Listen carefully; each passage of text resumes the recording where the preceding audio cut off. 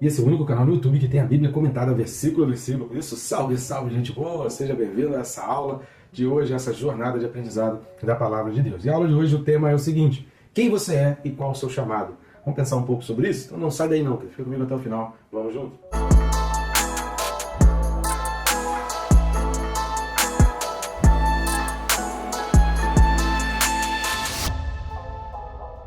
Antes de mais nada, né, você que está assistindo o nosso canal, está assistindo a esse vídeo, muitas pessoas têm assistido os nossos vídeos, mas não estão se inscrevendo. Então, rapidamente, clica aí no botão inscrever-me que está aqui embaixo, é rápido e fácil, não vai atrapalhar o seu vídeo nem o seu tempo.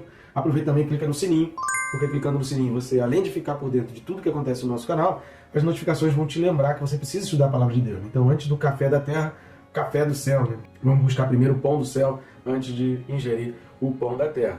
E peço também sua ajuda para a gente poder ir mais longe, curtindo, comentando e compartilhando, né? Curtindo e comentando. O próprio YouTube já mostra o vídeo para mais pessoas e compartilhando nas suas redes sociais, seu WhatsApp, você vai chegar a pessoas que nem o YouTube mostraria. Jesus decide pelo mundo pregar o evangelho a toda criatura, eis-nos aqui, né? Então vamos juntos? Vamos trabalhar juntos nessa direção? Então vamos lá. O primeiro versículo a ser comentado da carta de Paulo aos Romanos. Então vamos lá, carta de Paulo aos Romanos, capítulo 1, versículo 1.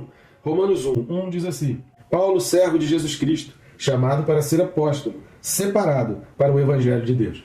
Então o versículo 2 ele vai dar uma continuidade a esse versículo 1, mas aqui no versículo 1, Paulo está expondo as suas credenciais, né? A gente percebe aqui, como a gente falou no vídeo passado, o indicativo da autoria. Paulo está trazendo sobre si a questão da autoria dessa carta aos Romanos e está mostrando aqui as suas credenciais, está dizendo quem ele é e para que foi chamado. Por isso, o tema dessa aula de hoje é exatamente isso. Você sabe quem você é e você sabe para que você foi chamado? Então Paulo ele já começa a carta, o primeiro versículo, evidenciando que ele tinha essa certeza. Então antes de qualquer ensinamento que ele vem trazer nessa carta aos Romanos, ele já deixa bem claro quem ele é e para que ele foi chamado.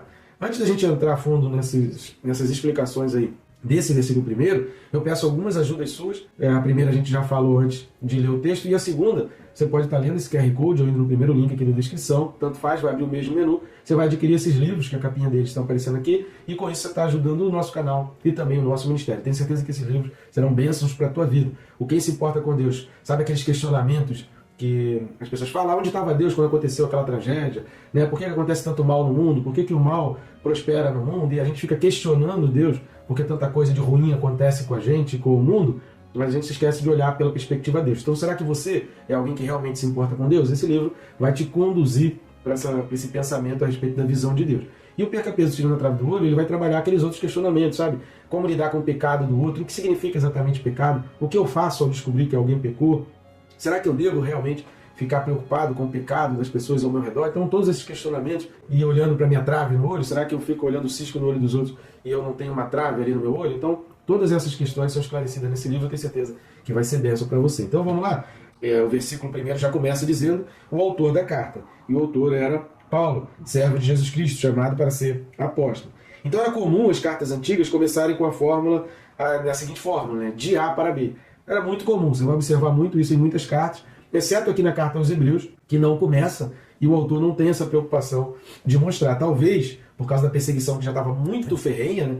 Provavelmente tenha sido a última carta a ser escrita no Novo Testamento, tanto que fala da prisão de Timóteo, que nenhum outro texto fala, ou seja, aconteceu bem depois de todas as outras cartas, e a perseguição já estava muito ferrenha, então ele não queria exatamente se identificar com medo de alguma coisa, ou com receio de trazer problema para a vida de outras pessoas. Todas as outras cartas têm o indicativo da autoria, e é sempre comum, né, nas cartas de A para B, de alguém para fulano, né? De Leandro para vocês outros aí. Usando o seu nome romano Paulo, ele completou essa fórmula e acrescentou a ela um sentido cristão em sua saudação. Você vai observar isso nos versículos de 1 até o 7, na declaração do seu desejo de ir a Roma, que vai do 8 até o 17. Servo, a expressão traduzida aqui por servo é a expressão doulos. Doulos significa escravo. Essa palavra era muito utilizada para designar alguém que não faz a própria vontade, mas age em dedicação à vontade de outro.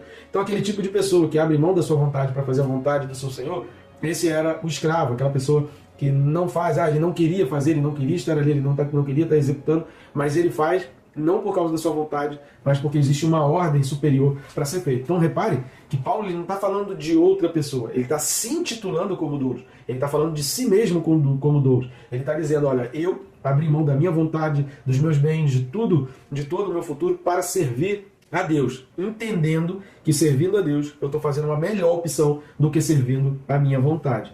Tem um filme chamado The Shift, né, ou Deslocamento em português, que ele no final do filme ele faz essa reflexão, né? Se eu escolher o que eu quero, eu estou na realidade agradando o diabo. Então eu não vou fazer o que eu quero, eu vou fazer o que Deus quer. Porque ao escolher a minha vontade de acordo com os meus desejos, eu estou ajudando o diabo. A colocação de Paulo é que ele, diferente dos escravos comuns, ele servia com alegria e entendendo ser isso o melhor. Então ele está dizendo, eu sou servo, eu sou um doulos, eu sou alguém que abre mão da sua própria vontade para fazer a vontade do Senhor, porém eu tenho um chamado, porém eu fui separado para alguma coisa, porque eu entendo que fazer a vontade de Deus é melhor do que fazer a minha. Eu entendo porque o final da minha vida fazendo a vontade de Deus é infinitamente superior do que ao final da vida de alguém que vive pelas suas próprias vontades, pelos seus próprios desejos. Diga-se de passagem, né, querido? A gente muda de desejo como muda de roupa. A gente, durante um tempo, a gente tinha muita vontade de ter uma coisa e principalmente depois que a gente tem aquilo, aquela vontade passa e a gente já começa a ter vontade de outras coisas. Então, pessoas que são guiadas pelos seus próprios desejos, pelas suas próprias vontades, vão ter oscilações de humor, vão ter uma vida completamente desnivelada, né, e sem propósito nenhum. Então fazer a vontade de Deus é sempre melhor do que fazer a própria vontade. Terceira coisa que a gente vai observar aqui é quando ele fala chamado. A palavra chamado aqui é kletos, no grego.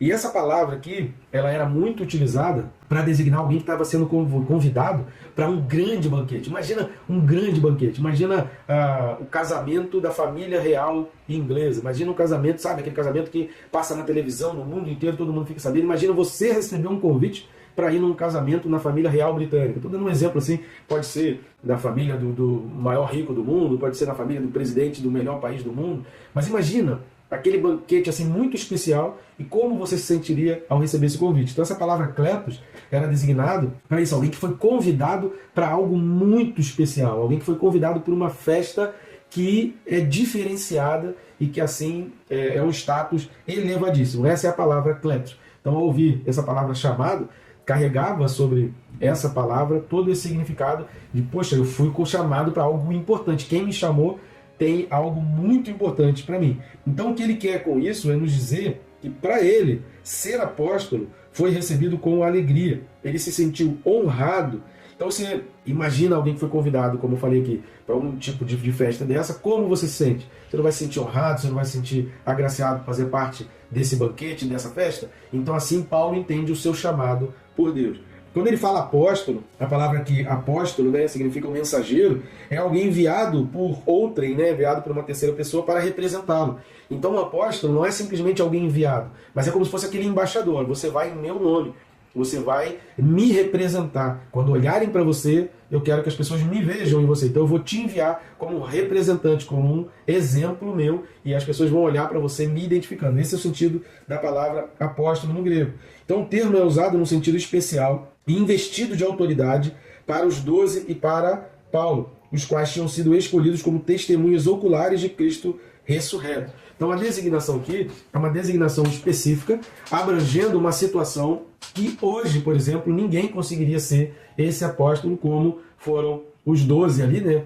Os 13, incluindo ali Matias também, né? Incluindo Matias e Paulo, eram 12, saiu Judas, entrou Matias e Paulo, viraram 13, né? 12 menos 1, 11, mais 2, 13. Então, incluindo Matias e Paulo, se transformaram em 13. Esses 13, esse apostolado que Paulo está falando aqui em Romanos, é um trabalho específico. Designa a função deles e que somente eles poderiam participar. Vamos dar uma lida em Atos, capítulo 1, versículo 22. Livro de Atos dos Apóstolos, capítulo 1, versículo 22, fala assim: começando no batismo de João, até o dia em que dentre nós foi levado às alturas, um destes se torne testemunha conosco da sua ressurreição. Então havia uma designação de que para ser considerado apóstolo tinha que ter presenciado, tinha que ter participado da vida da ressurreição e presenciado Jesus ressurreto, vivido ali com Jesus.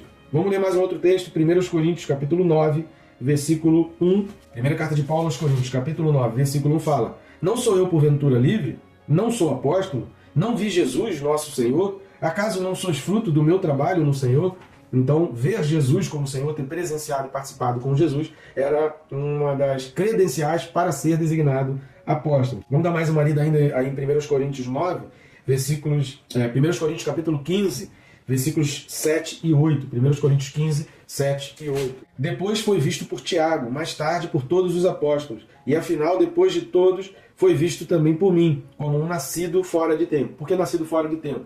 porque era designado ali para Jesus Cristo. Separado, a palavra grega aqui para separado é aforizo, que significa a junção de duas palavras, que significam esse afor, significa separado, né? Significa designado, e orizo significa para determinada coisa. Então esse separado aqui é alguém que está sendo designado para uma finalidade, para um objetivo, para alguma coisa. Então o sentido aqui é o mesmo de santo, separado para uma determinada coisa. E por fim, o Evangelho de Deus.